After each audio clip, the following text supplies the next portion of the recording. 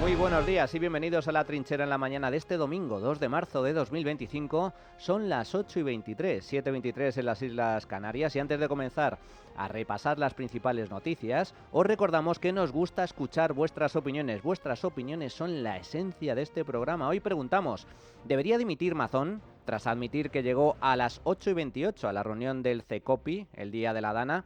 Podéis participar a través del número de WhatsApp al que nos podéis enviar vuestras notas de audio en nuestro espacio de tertulia.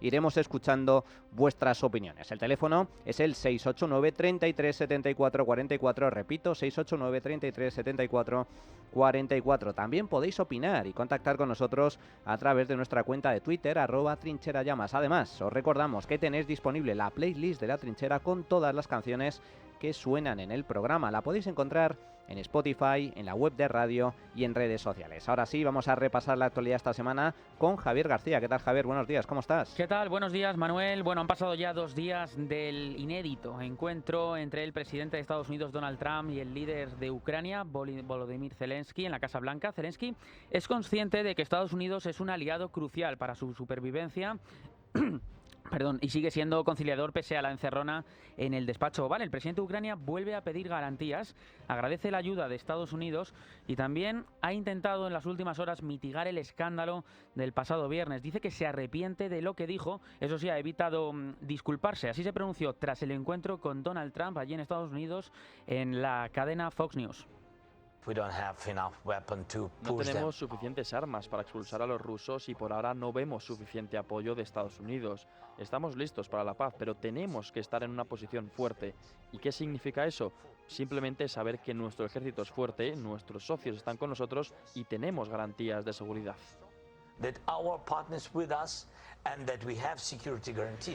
Pero el presidente americano no quiere que Zelensky pida seguridad, que solamente hable de este tema. Ya lo dijo además en la reunión con Zelensky cuando aseguró que la seguridad, decía, era solamente el 2% del problema. Aseguró que lo importante eran los acuerdos. También se pronunció después del encuentro el propio Donald Trump ayer en Florida. Es muy simple, no busco involucrarme en nada prolongado. Quiero una paz inmediata. Europa al completo se reúne con Ucrania hoy domingo en Londres a la sombra de la frase que colgó en X, en el antiguo Twitter, el presidente de Estados Unidos, Donald Trump, donde dijo que llegó a la conclusión de que el presidente Zelensky no está listo para la paz si Estados Unidos está involucrado, o en otras palabras, que Estados Unidos está dispuesto a dejar de ayudar militarmente a Ucrania y sin la ayuda de Estados Unidos Ucrania no resistiría militarmente a Rusia. Además, también hemos conocido nuevos detalles de lo que sucedió en el encuentro entre ambos líderes en la Casa Blanca. Al finalizar la reunión, la delegación ucraniana se dirigió a una nueva sala, a la sala Roosevelt. Luego Zelensky quiso volver a reunirse con Trump, pero los estadounidenses no les dejaron y echaron de la Casa Blanca a los ucranianos.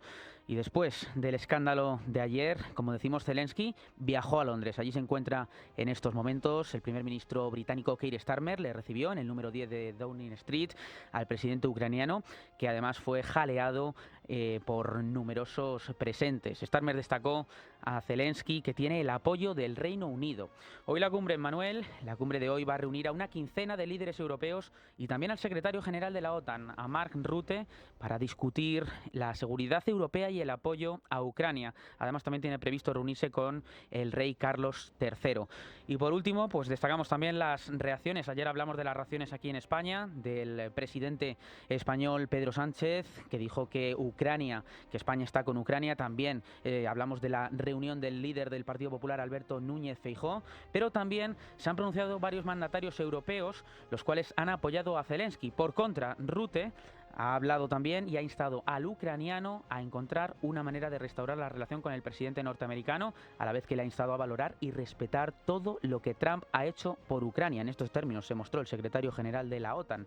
Y esto es lo que ha sucedido en las últimas horas. También vamos a estar muy pendientes, Manuel, de toda la información que se vaya produciendo. Veremos qué sucede hoy en esa reunión, en esa cumbre a nivel europeo entre grandes líderes, los principales líderes europeos, y Zelensky, que está en Londres. Ya se ha reunido con el primer ministro británico.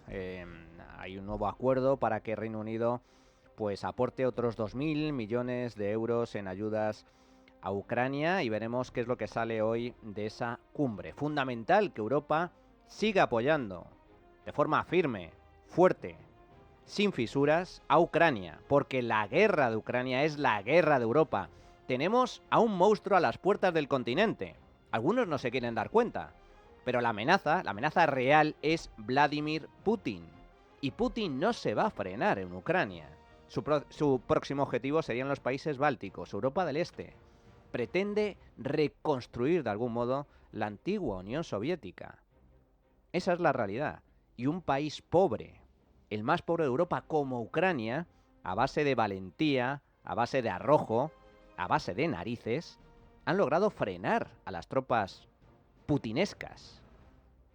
Eso sí, con apoyo económico y militar de sus socios y aliados, Estados Unidos y Europa. Es fundamental reconstruir esas relaciones después del tropiezo que tuvo lugar, lamentable, bochornoso, en la Casa Blanca el pasado viernes. El acuerdo estaba cerrado. El acuerdo comercial entre Estados Unidos y Ucrania es fundamental, tiene grandes ventajas. Y no solo para Estados Unidos, también para Ucrania. Zelensky estaba dispuesto a firmar. Lo que pedía Zelensky es: yo firmo, pero me tienes que garantizar seguridad.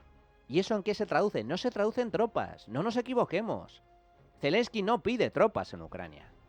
Zelensky pide armas, alta tecnología, no fusiles. Quiere tanques, quiere aviones, quiere misiles. Eso es lo que está pidiendo Zelensky. Eso es lo que necesitan los ucranianos. Y europeos y estadounidenses tenemos que venderle y proporcionarle armas hasta los dientes a Zelensky. Eso es lo que está pidiendo el presidente ucraniano. Y el acuerdo comercial es un primer paso. Es necesario, fundamental, pero no suficiente. Y por desgracia, falló. Falló la firma del acuerdo en el último momento. Ya lo analizamos en el editorial. La cuestión es, ¿qué es lo que va a pasar a partir de ahora? Fundamental que Europa dé un paso al frente. Fundamental que se restablezcan las relaciones, la negociación con Estados Unidos, entre Estados Unidos y Ucrania, para firmar ese acuerdo y otros más que vendrán. Si se quiere alcanzar una paz duradera, que consiste ni más ni menos que en frenar a Putin, pararle los pies, se necesita apoyar a Ucrania y se necesita restablecer las relaciones diplomáticas al más alto nivel entre Estados Unidos, Ucrania y desde luego Europa, que se ponga las pilas. Estados Unidos, el policía del mundo, ya no va a estar. Lo ha dicho Trump claramente. Ya es hora de que seamos mayorcitos, de que maduremos, de que nos hagamos cargo de nuestra propia defensa y seguridad.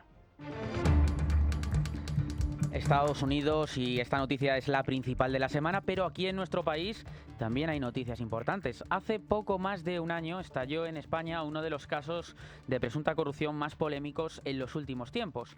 El 21 de febrero del año 2024, el exasesor del exministro de Transportes, Koldo García, fue detenido por la Guardia Civil junto a 19 personas más en una operación dirigida desde la Audiencia Nacional. La investigación partía de una querella presentada en el año 2022 por la Fiscalía Anticorrupción tras estudiar una denuncia del Partido Popular de Madrid. La Audiencia Nacional investigó a Koldo García por presuntamente formar parte de una trama relacionada con el cobro de comisiones irregulares por contratos de venta de mascarillas a varias administraciones públicas en plena pandemia del COVID, del coronavirus. El caso provocó un terremoto en la política española y también en el seno del Partido Socialista, que finalmente acabó expulsando del partido al que durante 4 años fue secretario de Organización de los Socialistas, a José Luis Ábalos. A raíz de aquí han sido muchas las novedades que se han ido conociendo de esta presunta trama de corrupción. Una de las ramificaciones es la que tiene que ver con la que fue pareja del exministro de Transportes, José Luis Ábalos, quien realizó varios viajes oficiales con el entonces ministro, fue contratada por empresas públicas dependientes del ministerio que dirigía su entonces pareja e incluso disfrutó de un piso en Madrid supuestamente pagado por la trama corrupta. Este miércoles, Jessica Rodríguez acudió a declarar al Tribunal Supremo en calidad de testigo con el fin de esclarecer ante el juez los supuestos hechos delictivos de la trama encabezada, entre otros, por Víctor de Aldama, por Koldo García García y por el propio Ábalos. En el interrogatorio dejó varios titulares importantes. Aseguró que no sabe quién pagó el piso que ella misma disfrutó durante más de 2 años en Madrid, aunque dijo que cree y se imagina que lo pudo hacer Ábalos en coordinación con Koldo García. Pero eso no es lo más llamativo. Lo más llamativo de su declaración de esta semana fue que aseguró recibir 2 sueldos de empresas públicas que la contrataron por recomendación de la trama y dice que nunca llegó a trabajar para ellas porque no la llamaron. Jefe de Tribunales de Libertad Digital, Miguel Ángel Pérez, ha seguido esta declaración atentamente. ¿Qué tal, Miguel Ángel? Buenos días. Buenos días. Fuentes jurídicas consultadas por Libertad Digital afirman que Jessica Rodríguez declaró durante 45 minutos ante el magistrado del Tribunal Supremo que investiga la parte de la trama Koldo que afecta a los aforados Leopoldo Puente. En su comparecencia aseguró que entró a vivir en el piso de Plaza de España de Madrid con la mediación de Koldo García, pero que desconocía quién pagaba el inmueble. Vivió gratis entre marzo de 2019 y septiembre de 2021. También afirmó que el asistente de Ábalos le dijo que si tenía algún incidente en la casa avisara en primer lugar al socio de Víctor de Aldama, Luis Alberto Escolano, y si no al propio Koldo.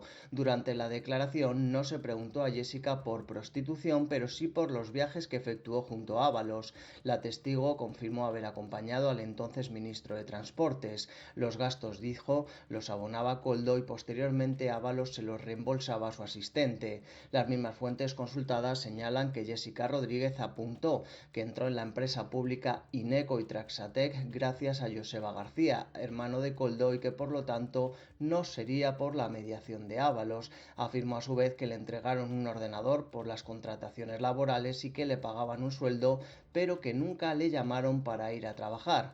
Durante su comparecencia, Jessica Rodríguez se emocionó en varias ocasiones. Una de ellas tras recordar, dicen, el momento en el que José Luis Ábalos le dijo que no pensaba divorciarse de su mujer. Gracias, Miguel Ángel. Ábalos aseguró en su primera comparecencia ante el Supremo que Jessica era su compañera sentimental. Sin embargo, según hemos podido ver a través de medios como The Objective, Jessica era prostituta y figuraba en un catálogo que tenía el asesor del ministro, Koldo García, en su teléfono móvil pocos meses después de su llegada al gobierno, la llegada al gobierno de José Luis Ábalos en junio del año 2018. Las fotografías de la joven fueron las que motivaron que Ábalos escogiera su book fotográfico entre otras candidatas a finales de este año, del 2018, lo cual dio origen a su relación particular, según se define en los informes de la Unidad Central Operativa de la Guardia Civil. Una relación por la que Jessica llegó a percibir entre 6.000 y 12.000 euros mensuales, entre el pago de 2.700 euros mensuales del alquiler de un apartamento en Plaza de España en Madrid y, como estamos comentando, su contratación en 2 empresas públicas, en Ineco y en Transatec, y los 1.500 euros que por término medio cobraba por cada viaje que realizaba Jessica, al que acompañaba al titular de Transporte y al secretario de Organización del Partido Socialista. Además, cuando compareció en el Supremo sobre si estuvo en pisos con prostitutas, tal y como señaló Víctor de Aldama, José Luis Ábalos aseguró que él cree que no se acuerda. Pero no solo Ábalos se encuentra en este embrollo presuntamente corrupto, también afecta al actual ministro de Transportes, al ministro de Transportes de ahora, Óscar Puente, ya que aseguró Óscar Puente en el Senado que no hubo irregularidades en los contratos de Jessica.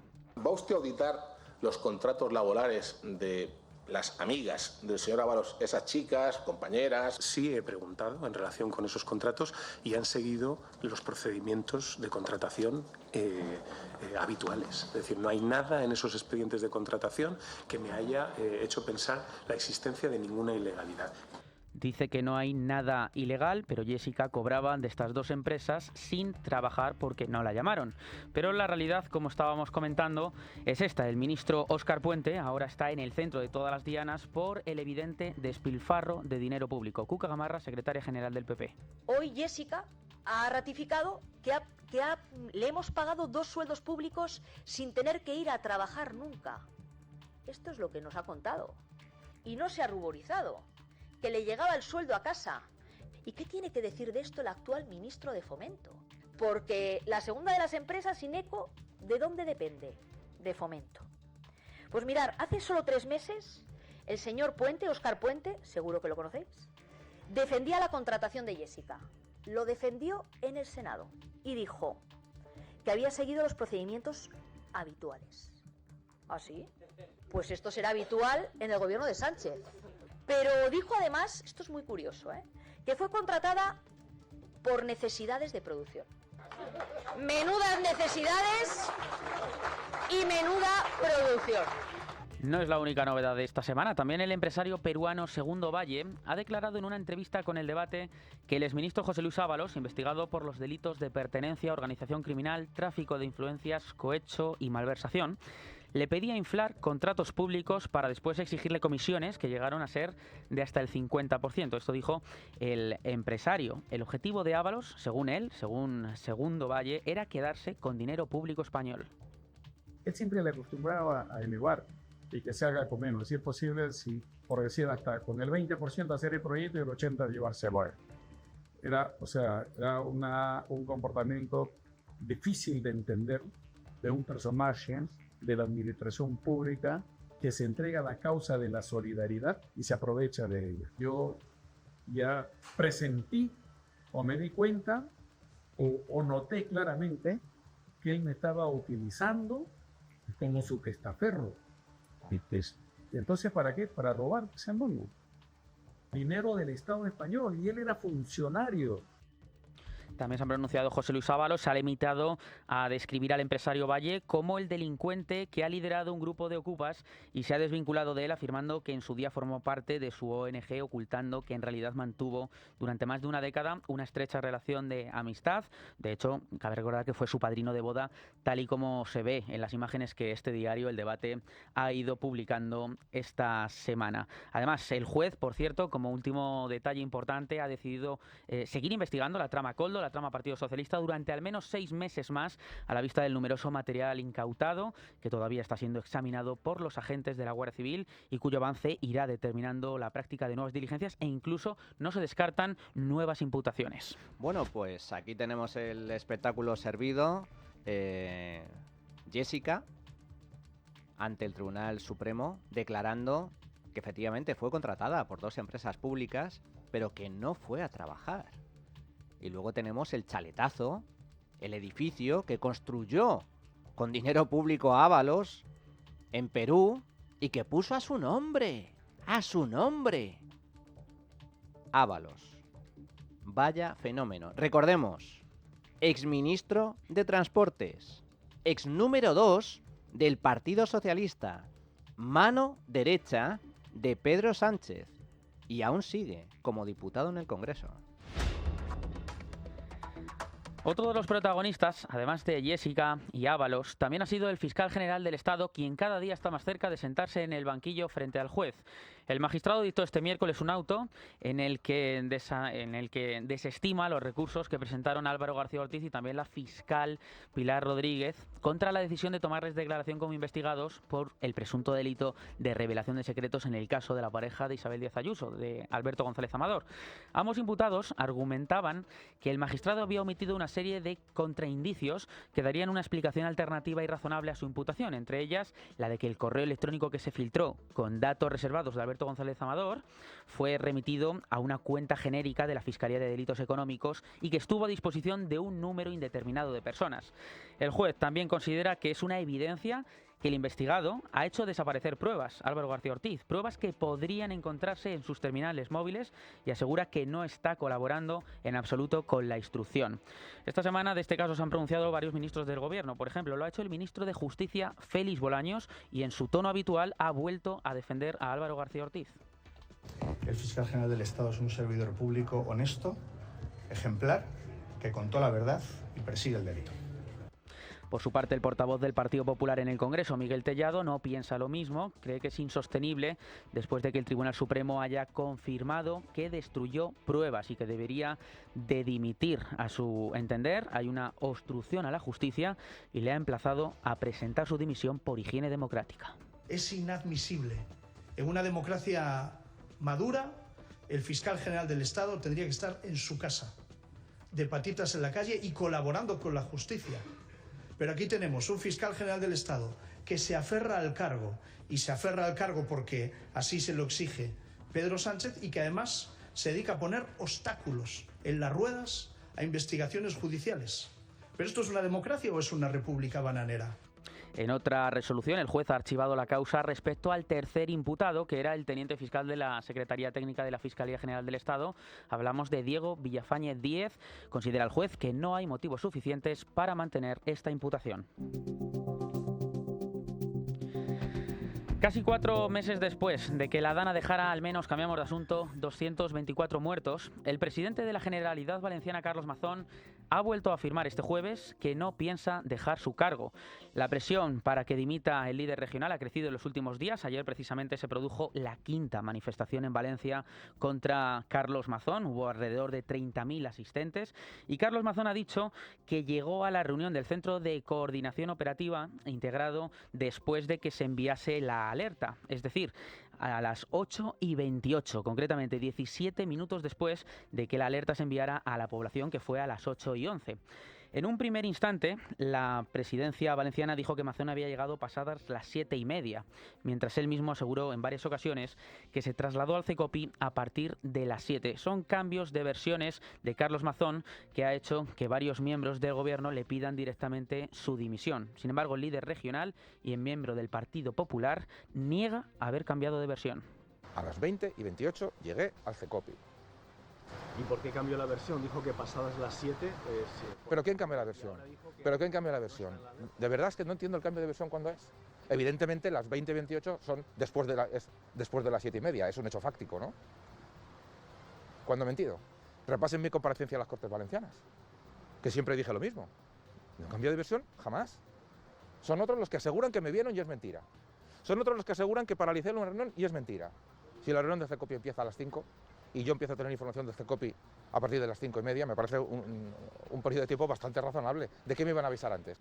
Fueron más de 200 entidades cívicas, asociaciones de víctimas y comités de reconstrucción los que se concentraron en Valencia en esa 5ª manifestación. Alrededor de 30.000 personas, como decimos, que querían exigir responsabilidades y justicia para las víctimas de la gota fría del pasado 29 de octubre de 2024. El presidente valenciano dice que él no es el que tiene que dimitir, sino otros.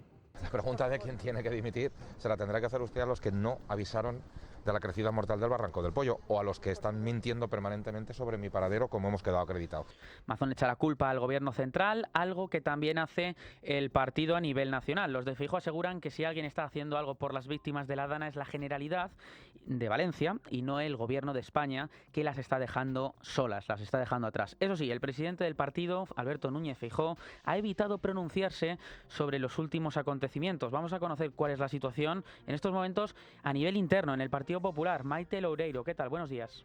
Buenos días. El PP vive momentos de tensión después de que Mazón cambiara de versión sobre su llegada al CECOPI el día de la Dana. La dirección del partido le mantiene su apoyo de puertas para afuera, pero a nivel interno el ambiente es de desconfianza hacia el presidente valenciano. Elías Bendodo, vicesecretario del PP, niega que haya debate sobre su futuro, aunque no responde de forma tajante sobre su continuidad en el cargo. Yo creo que el señor Mazón está dando las explicaciones, está dando todas las explicaciones y está liderando la reconstrucción, que es lo que necesita Valencia. Ojalá los dirigentes, otros dirigentes políticos, ya sea de la propia delegación del gobierno o el presidente de la nación o algún ministro, dieran la cara como lo está dando el presidente Mazón. ¿Seguirá entonces al frente de su cargo? Nadie dice que no vaya a ser así. Feijóo ya dijo el lunes, mientras Mazón protagonizaba un desayuno informativo en Madrid en su primer acto en la capital desde hacía 4 meses, que el PP tomaría la mejor decisión sobre su futuro, teniendo en cuenta que no pretenden perder Valencia y entregárselo al PSOE. Apenas 48 horas después saltaba la polémica que sitúa ya al presidente del PP ante la tesitura de qué hacer y sobre todo cuándo, dado que no puede cesarle y depende de Vox para cualquier movimiento. Gracias, Maite. Desde Moncloa señalan también no solamente a Mazón, también al líder popular, Alberto Núñez Feijóo, le acusan de encubrir, dicen, literalmente a un mentiroso compulsivo. Escuchamos, por ejemplo, a la portavoz del Gobierno, Pilar Alegría, también a Félix Bolaños, ministro de Justicia. La situación del señor Mazón es absolutamente ya insostenible. Ya cada día nos anunciamos y madrugamos con una nueva versión. Sinceramente, mire, yo soy política, tengo un cargo institucional y cuando escucho al señor Mazón siempre me hago la misma reflexión. ¿De qué pasta tiene que estar hecho para mentir todos los días de esa manera tan descarada? Y le diré más, ¿de qué pasta tiene que estar hecho para poderse mirar todas las mañanas en el espejo? Bueno, pues en relación con el señor Mazón les digo que cuando una persona miente una vez, la responsabilidad es de esa persona, y cuando una persona miente continuamente, la responsabilidad es de quien le mantiene en el cargo.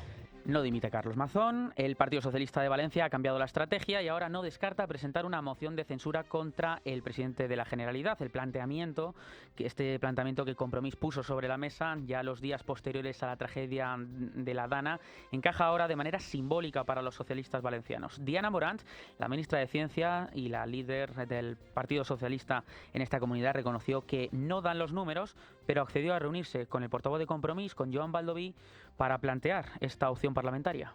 Es verdad que nosotros, desde el primer momento y ante la falta y la indecencia del señor Mazón, que no ha querido dimitir, hemos apelado al señor Feijóo. Y hoy lo voy a volver a hacer. Si el señor Feijóo no mueve ficha en las próximas horas, el PSPB moverá ficha. Pero el arco parlamentario es el que es. Però vol dir que descarta la presentació d'una moció de censura? No, no la descarta. No descarta una moción de censura en Valencia, pero la solución en esta moción de censura pasa solamente por Vox. En este partido tienen experiencia en mociones de censura de actos simbólicos, porque cabe recordar que Vox ya presentó 2 en el Congreso con el único apoyo de sus propios diputados, pero ni votó a favor de una proposición que instaba a Mazón a dimitir, ni tampoco apoyaría una eventual moción de censura promovida por el Partido Socialista y Compromís. Bueno, pues seguimos con el lío político. Por cierto, estas manifestaciones que se organizan de forma recurrente en las calles, ayer mismo 30.000 personas en la calle solicitando la dimisión de Mazón, son manifestaciones políticas, orquestadas, impulsadas y organizadas por la izquierda y extrema izquierda. Esto es así, es una campaña política. ¿Que tiene que dimitir Carlos Mazón? Pues claro que tiene que dimitir Carlos Mazón. Tuvo que dimitir desde el minuto 1, porque la gestión fue nefasta, absolutamente.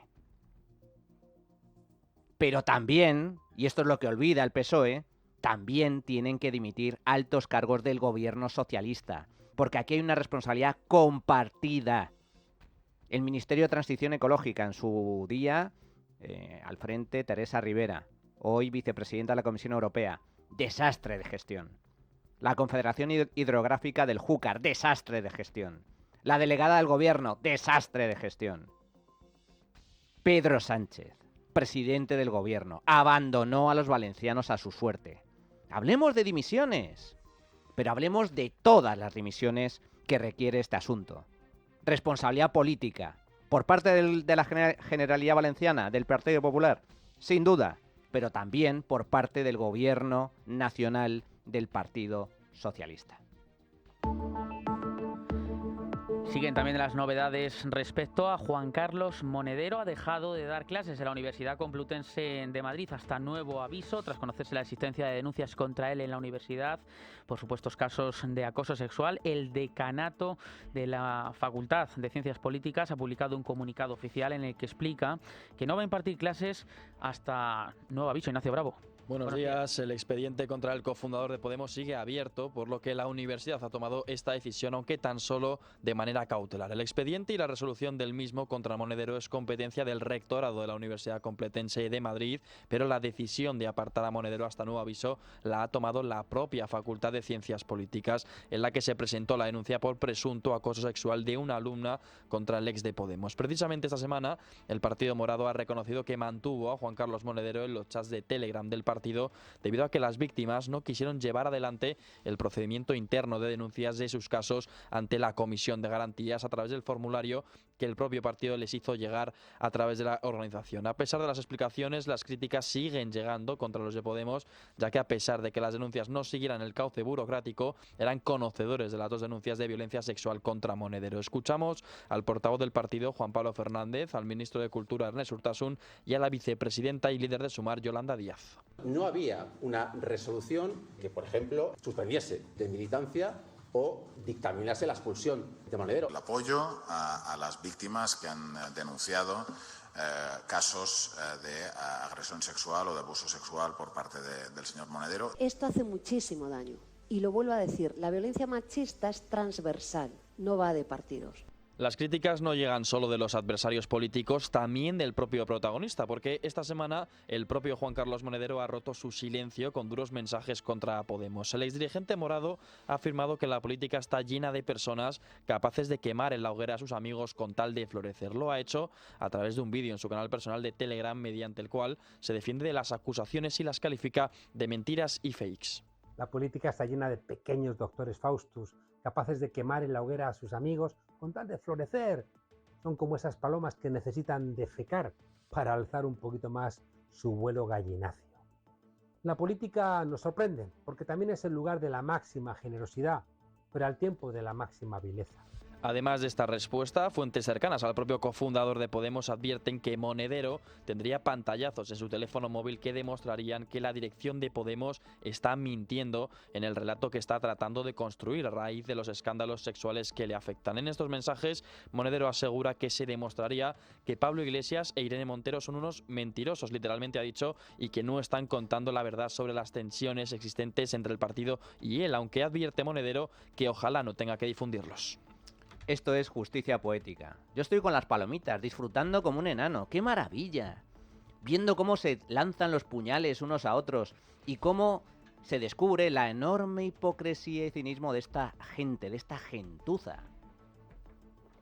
Los que van de feministas resulta que, bueno, pues uno está en medio de un proceso después de una denuncia de una actriz por una presunta agresión sexual. Ahora Monedero le tildan de baboso, de que se sobrepasaba con algunas chicas, con algunas alumnas. Justicia divina, amigos. Justicia poética. Por cierto, estos feministas que impulsaron la ley del sí es sí. Bueno, pues gracias a esa ley del sí es sí, esta misma semana hemos conocido que 2 condenados por la manada, por violación grupal, en los Sanfermines del año 2016, pues han visto reducida su pena en un año, de 15 a 14 años, gracias precisamente a la nefasta, a esa aberrante, a ese monstruo de ley llamada Sí es Sí, que impulsó Irene Montero y respaldó y votó PSOE y Sumar.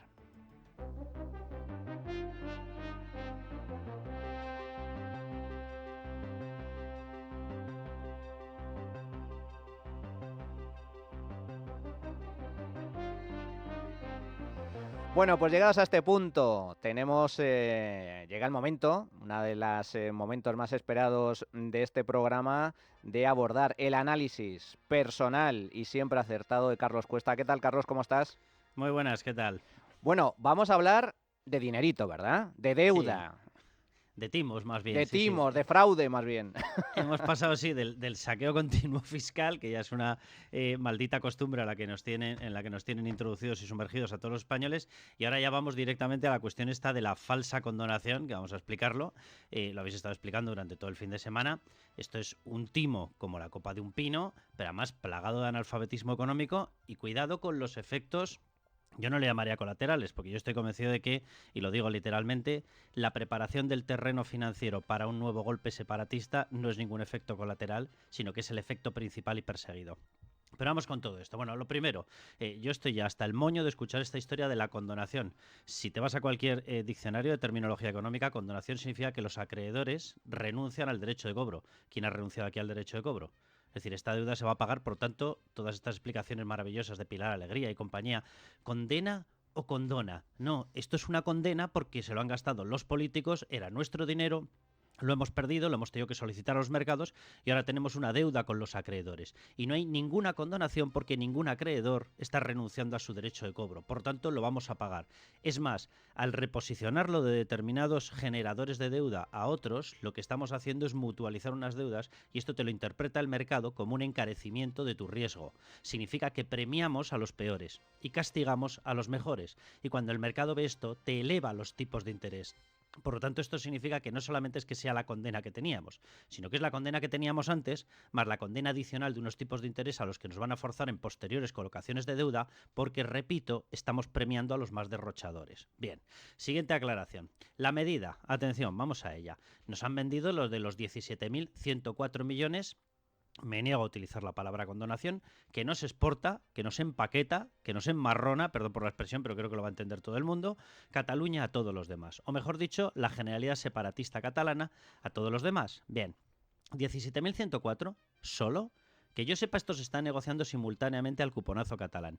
Y según los cálculos de FEDEA, el cuponazo catalán significa otro ingreso adicional para Cataluña de 13.000 millones por año, porque entra en escalón. ¿En escalón qué significa? Que los 13.000 los vas consolidando. Por tanto, si calculamos quinquenalmente, si calculamos un periodo de 5 años, las cifras reales de nuestro regalo son 17.104 de la deuda que nos exportan, más ese mismo primer año 13.000 del cuponazo. Sigamos, 13.000 el segundo año porque permanece el cuponazo, 13.000, 13.000, 13.000. En 5 años la suma total es 82.104 millones. ¡Oh, qué casualidad! Se parece mucho a la cifra de toda la deuda catalana, 89.000 millones de deuda catalana. Por tanto, mi pregunta es, ¿estamos regalándoles los 17.104 que dice que ha pactado el PSOE el 22% de su deuda? ¿O lo que se ha pactado de verdad aquí es dejarles el marcador de su deuda a cero? Y paso a la siguiente pregunta o a la siguiente conclusión. Si les vamos a dejar el marcador de la deuda a cero, que nadie dude que evidentemente no llegará a cero porque volverán a gastárselo, pero si tienen un cheque en blanco para poder generar deuda y que sistemáticamente toda su deuda la sumamos nosotros, ¿significa esto que han puesto el marcador a cero para un nuevo golpe separatista? Y me voy a las grabaciones que se realizaron por parte de la Guardia Civil en la investigación del golpe separatista del 1 de octubre, donde lo que se vio es que no les saliera el tema por la enorme presión, porque la actuación del gobierno de Mariano Rajoy fue lamentable. Evidentemente tenían que haberlo cortado muchísimo antes y una vez aplicado el 155 tendrían que haberlo cortado de verdad. No pudieron sacar adelante su golpe separatista, uno, por la falta de reconocimiento internacional, que eso sí que es un problema de derecho internacional que yo creo que no van a conseguir salvar, por lo menos al corto plazo, ni de broma. Pero sobre todo no fueron más adelante porque les faltaba dinero. Y ahora vuelvo a hacer la pregunta. Si tienen el marcador a cero de la deuda, ¿no pueden llegar a ser atractivos para el mercado, especialmente si el mercado descuenta que van a poder seguir empaquetando la deuda a otros? Si es así, van a tener mucho más fácil dar un nuevo golpe separatista. ¿Por qué? Porque se presentarán ante los mercados diciendo que han empaquetado los 89.000, 90.000, dependiendo del año en que lo hagan, a unos pobrecillos a los que el gobierno del Partido Socialista les ha timado y que vaya a resultar que son los malvadísimos españoles.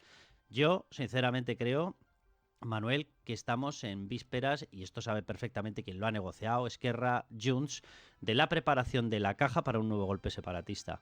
Porque si les hacemos atractivos ante los mercados, que nadie tenga la más mínima duda de que cumplirán todos sus sueños. Y su sueño es la ruptura de España. Su sueño es dejarnos a nosotros con todas sus deudas, dejarse ellos la despensa llena y a partir de ese momento declarar la independencia. Por cierto, segundo efecto, y me voy al estudio que ha realizado FEDEA, que por cierto hay que darle las gracias porque está al quite siempre en cada una de estas cuestiones y además de una forma absolutamente técnica.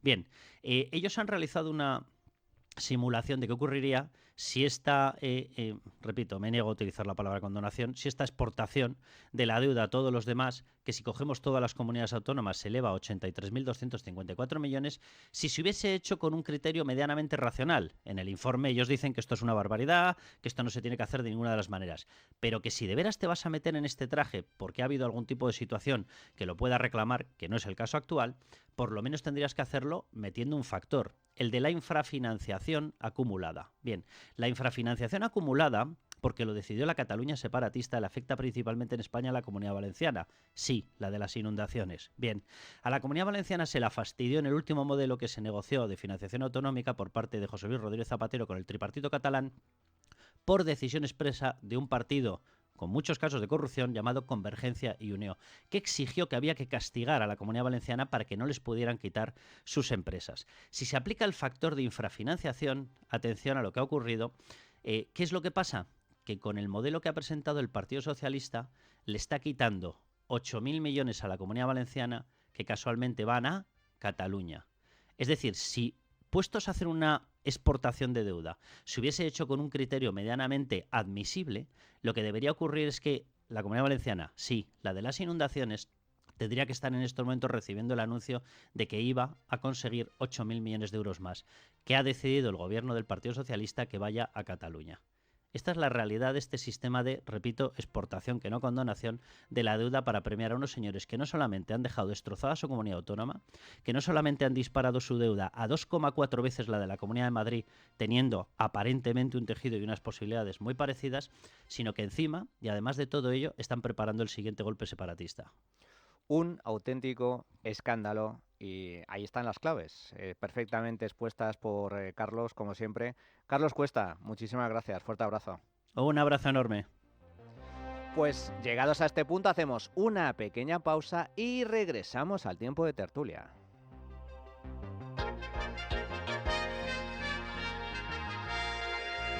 La trinchera de llamas es radio.